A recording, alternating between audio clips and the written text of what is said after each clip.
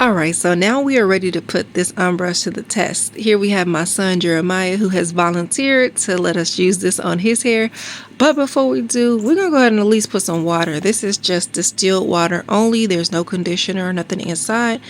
And there we go. This brush is flying through my son's hair with no problems. His hair has not been detangled in at least a couple of weeks. We are getting ready to like wash his hair and all that good stuff, but I wanted to see if this brush would help us get a head start on wash day. But yeah, look at this. Oh my gosh, this brush has just made the process so much easier for me. And being a mother of 4 and all of my kids have natural hair, I'm just so excited to have this brush in my possession. And we'll talk about the brush and give it our ratings here in just a little bit, so definitely stay tuned. Okay, so since it did so good in the front, I decided to take the rest of the back section and see if I can detangle this huge section.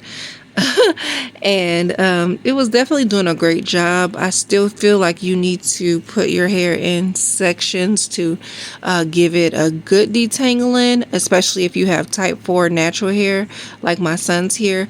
You definitely want to give those sections an opportunity to be detangled individually. Like, don't hurt at all? No. What would you give it?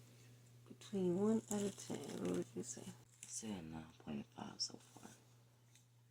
The one thing that's knocking that other 0.5 points off is the fact that I got a lot of hype about it not hurting a single bit, right?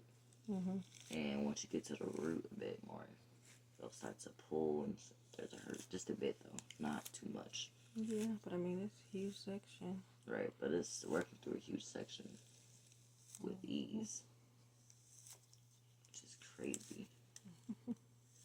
Okay, so I'll bump it up to a 9.8. Yeah, I give it 9.8. 9.8? Not perfect. I think I'll give it a 10. I mean, I still think it did a really great job. I mean, I still got some more detangling to do, but as far as like really getting a handle.